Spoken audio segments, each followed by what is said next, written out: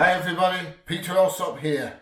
Made a video a couple of weeks ago about the Osmo Pocket being the best camera in the world. And what I want to do now is have a look at some of the things I said about it. Saying that A, the best camera in the world is the one that fits in your pocket, like the, believe it or not, Osmo Pocket. And B, when it comes to video footage and photography that you're putting on YouTube, the Osmo Pocket is just as good as my X-T3 DSLR camera, purely and simply because of the compression that's used on Facebook. So let's have a look at some videos that I've done and let's see how they've turned out, shall we? Okay, let's roll that intro and let's go for it.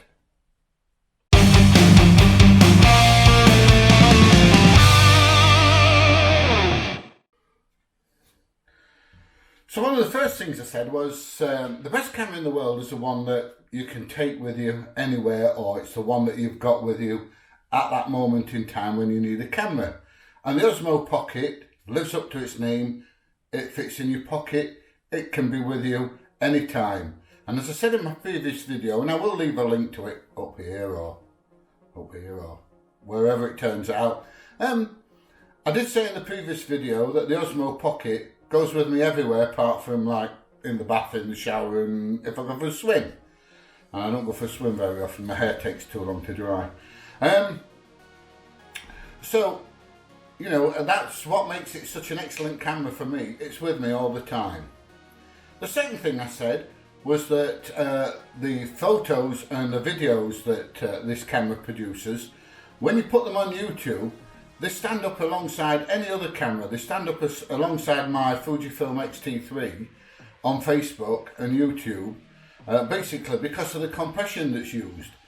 You can't tell the difference between a video taken with the Osmo Pocket and a video taken with a DSLR when it comes to YouTube.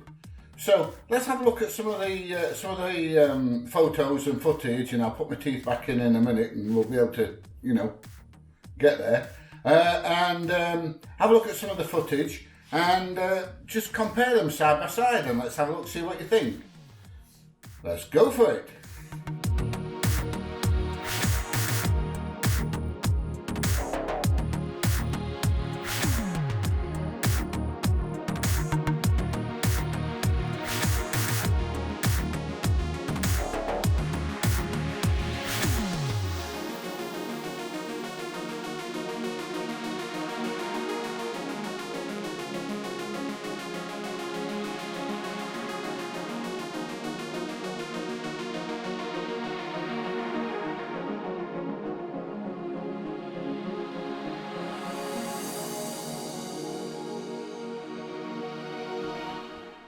Okay, so that's the videos over. You know, I hope you're impressed with them because I certainly was. What I'm going to do now is I've got a series of 3, 4, 5. I forgot how many I've got. 6 photos. And we're going to go Osmo Pocket, Fujifilm, Osmo Pocket, Osmo Pocket, Fujifilm. Let's do that again. I might get it right. Osmo, Fuji, Osmo, Osmo, Fuji. There's one of the photos that's portrait mode, all the rest are landscape mode. Obviously the portrait mode is one that's taken with the Fuji. So let's have a look at these. These are JPEGs straight out of the camera. I've got to say one thing about the Fujifilm. The JPEGs that it produces are absolutely fantastic.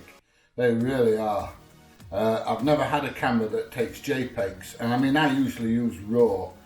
But I've never had a camera that does JPEGs as well as the Fujifilm. But you know, there you go. It's going on YouTube, so just makes life a little bit easier for me if I can just do JPEGs straight away. But let's have a look at them anyway, and then we'll have another chat in a little bit.